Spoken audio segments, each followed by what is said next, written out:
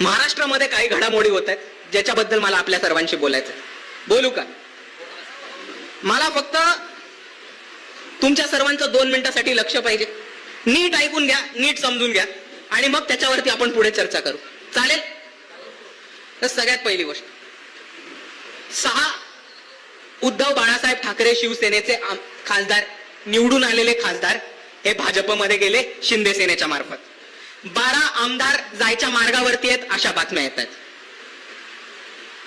आताच झालेल्या विधान परिषदेच्या निवडणुकीमध्ये 8 जागेंवरती महाविकास आघाडीने माघार घेऊन काँग्रेसनी डायरेक्ट भाजपला पाठिंबा देण्याचं काम केलं.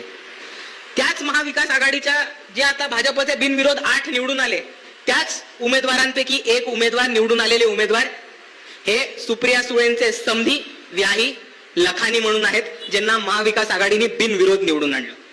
दुसऱ्या बाजूला आपण बघितलं तर 100 काँग्रेसचे नगरसेवक आणि 200 महाविकास आघाडीचे कॉर्पोरेटर हे थेट भाजपला आपल्याला मतदान करताना दिसतात विधान परिषदेच्या निवडणुकीमध्ये. आणि मित्रांनो, मी ज्या ह्या गोष्टी सांगतोय त्या मागच्या 2-4 वर्षाच्या नाही सांगत आहे. मी ज्या गोष्टी सांगतोय त्या मागच्या 7 दिवसामध्ये घडलेल्या गोष्टी आहेत. आणि माझा आपल्या सर्वांना अजून एकच प्रश्न आहे की आपण काँग्रेसला, शिवसेनेला, एनसीपीला मतदान देतो, पण आपल्या मतदानाचा जर फायदा काय जर आपलं मतदान घेऊन उद्या ही लोक भाजपमध्ये जाऊन बसणार असतील? मित्रांनो, तुम्ही एक गोष्ट समजून घ्या. 8 खासदार जनतेच्या मतदानावरती निवडून आलेले उभाटाचे शिंदे सेनेत जातात.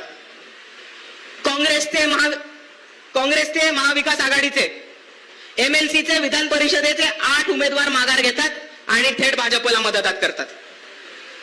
दुसऱ्या बाजूला शिवसेना उभाटाचे नेते अंबादास दानवे हे जिल्हा सहकारी बँकेच्या निवडणुकीसाठी थेट शिंदे गटाच्या पॅनलवरती उभे राहतात. आणि एवढंच नाही तर आपल्याला दिसतं की ज्या महाराष्ट्राच्या जाणत्या राजांनी इतके वर्ष पुरोगामीत्वाचं ढोंग आपल्या सांध्यावरती घेतलेलं, आज त्यांचीच नाच जाऊन डायरेक्ट RSSच्या घरामध्ये लग्न करते. मित्रांनो, एक गोष्ट समजून घ्या, हे सगळी लोक ढोंगी आहेत, ही सगळी लोक नकली आहेत आणि आपला आतापर्यंत फक्त वापर करून आलेत, हे आपण विसरू नका. एका बाजूला आपल्याला भाजपची भीती दाखवतात, एका बाजूला आपल्याला संविधानाचं रक्षण करू सांगतात, दुसऱ्या बाजूला आम्ही आरक्षण वाचवू सांगतात आणि वंचिताची भूमिका घेऊ असं सांगतात, आणि मग डायरेक्ट भाजपशी जाऊन मदत करतात, भाजपशी युती करतात, भाजपला वोटिंग करतात, आणि जे हे 3 नाही करत ते डायरेक्ट भाजपच्या घरामध्ये स्वतःच्या नातीचं लग्न करून टाकतात. आणि ही परिस्थिती समजा. आणि मला सांगा की आता बी टीम कोण आहे? मला सांगा, बी टीम कोण आहे? काँग्रेस. एक गोष्ट समजून घ्या मित्रांनो, जनतेच्या मतांवरती निवडून आलेले 6 आमदार आणि 6 खासदार जेव्हा डायरेक्ट भाजपमध्ये जातात तेव्हा फसवणूक कोणाची केली आहे? जनतेची. दुसऱ्या बाजूला जेव्हा जनतेच्या मतांवरती निवडून आलेले काँग्रेसचे नगरसेवक, महाविकास आघाडीचे नगरसेवक भाजपला मतदान करतात तेव्हा फसवणूक कोणाची केलेली आहे? जनतेची. दुसऱ्या बाजूला अंबादास दानवे साहेब जे इतके वर्ष उबाटाचा झेंडा घेऊन फिरत होते, शिंदे सेनेला मिंदे वगैरे म्हणत होते, आज ते स्वतः मिंदे होऊन शिंदेच्या पॅनलवरती उभे राहिलेत. यांनी फसवलं कोणाला? तर जनतेला. आणि त्याच्याहून महत्वाचं मित्रांनो, इतके वर्ष स्वतःला महाराष्ट्राचं पुरोगामी नेतृत्व म्हणून घेतलं, इतके वर्ष इकडच्या जनतेला शिव शाहू फुले आंबेडकर समजून सांगायचा प्रयत्न केलं, इतके वर्ष स्वतःला महाराष्ट्राच्या पुरोगामी चळवळीचं नेतृत्व म्हणून घेतलं, आणि शेवटच्या टप्प्याला जर तुमच्या घरातलं लग्न हे एका RSS आणि भाजपच्या घरात होत असेल तर तुम्ही फसवलंय कोणाला? तर महाराष्ट्राच्या जनतेला. आणि मला एक गोष्ट सांगा मित्रांनो, इथे उपस्थित असलेले सर्व लोक हे वंचितचे कार्यकर्ते आहेत की नाही आहेत? सर्व लोक वंचितचे कार्यकर्ते आहेत का? नक्की. आता एक गोष्ट आपण सर्वांनी ठरवायची आणि आपण सर्वांनी एक गोष्ट लक्ष देऊन करायची की जर ह्या पुढे कोणी वंचित बहुजन आघाडीला येऊन बी टीम म्हटलं तर त्याचा खोडून काढायचा प्रयत्न नाही करायचा, त्याच्याशी वादविवाद नाही करायचा, त्याच्याशी चर्चा पण नाही करायची, त्या साल्याला डायरेक्ट जागेवरती ठोकून काढायचंय. कारण तुम्ही एक गोष्ट समजून घ्या, आणि ही माझा संदेश फक्त तुमच्या सर्वांसाठी नाही, पण जी लोक इकडे घरी बसून टीव्ही आणि कॅमेऱ्याच्या माध्यमातून बघतायत त्यांच्यासाठी हा सुद्धा संदेश आहे माझा, की एक गोष्ट समजून घ्या मित्रांनो, आपल्या सर्वांना आठवत असेल की ह्या महाराष्ट्रामध्ये जर कोणी भाजपला अंगावर घेतलं असेल तर ते वंचितच्या कार्यकर्त्यांनी घेतलं. जर कोणी इकडे रस्त्यावरती लढाई लढला असेल तर ते वंचितचा कार्यकर्ता लढलाय. मंगेश चव्हाण असो, गिरीश महाजन असो, फडणवीसची सगळी टोळी असो, जर त्यांच्या विरुद्ध कोण रस्त्यावरती मोर्चा काढत असेल, अंगावरती केसेस घेत असेल, छाती टोकपणे 360 घेऊन इकडे समाजासाठी लढत असेल, तर ते फक्त आणि फक्त वंचित बहुजन आघाडीचे कार्यकर्ते लढतात. या महाराष्ट्रामध्ये भाजपला कोणी विरोध करत असेल, RSS ला कोणी अंगावर घेत असेल आणि RSSच्या कार्यालयावरती कोणी मोर्चा काढण्याची हिंमत काढत असेल, तर ते फक्त आणि फक्त वंचित बहुजन आघाडीचे कार्यकर्ते करतात.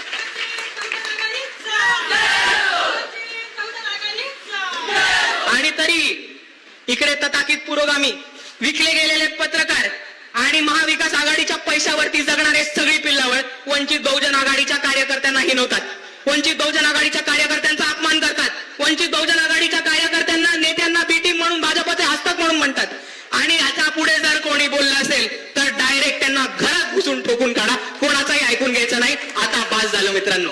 आपण इकडे रस्त्यावरच्या लढाया लढायच्या, आपली पोर अंगावरती केसेस घेणार, आपले तालुका अध्यक्ष, आपले जिल्हा अध्यक्ष 2-2 रात्र पोलिसांच्या कस्टडीमध्ये काढणार आणि ह्यांच्यावरती एक ईडीची गदा फिरली, एक सीडीची गदा फिरली की रातोरात बीजेपी मध्ये जाऊन बसणार, रातोरात भाजपला मतदान करणार, रातोरात भाजपला बिनशर्त पाठिंबा देणार. आणि एवढं नाही तर भाजप आणि RSSच्या घरामध्ये स्वतःच्या नातीचं लग्न करणार, इथपर्यंत पोहोचणारी ही लोक आहेत आज. आणि म्हणून मी म्हणतो इकडच्या लोकांना, जे आजपर्यंत महाविकास आघाडीची दलाली करत होते, की आता तुमची दलाली बंद करा आणि भडवेगिरी बंद करा, डोळे उघडा, बघा इकडे कोण लढतंय.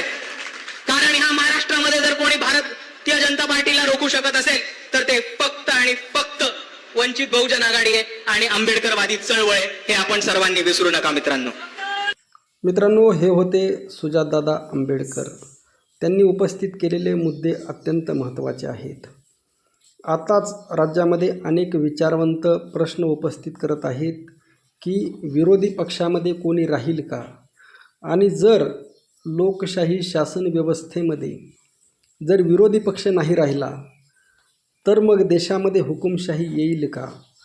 ही हुकुमशाही संविधान असेल, सगळं काही असेल, परंतु अघोषित, आपण ज्या पद्धतीने म्हणतो की अघोषित आणीबाणी आहे, त्या पद्धतीने अघोषित हुकुमशाही या देशामध्ये येणार का.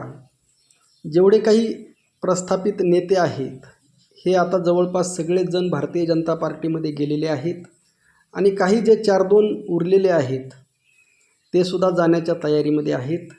आणि जे काही विरोधामध्ये आहेत त्यांचंसुद्धा भारतीय जनता पार्टीसोबत कशा पद्धतीने सेटिंग आहे, कशा पद्धतीचं राजकारण सुरू आहे, कशा पद्धतीची देवाणघेवाण सुरू आहे, हे जर पाहिलं तर हे एकंदर चिंतेचं वातावरण आहे.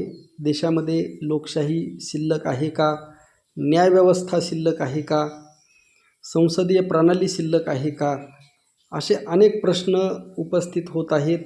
याबाबत चिंता व्यक्त करणं हे काम वंचित बहुजन आघाडी करत आहे आणि सर्व नागरिकांनी याची दखल घ्यायला हवी. आपलं मत नक्की कळवा. रामकृष्ण हरी. जय जगद्गुरू. जय शिवराय. जय भीम.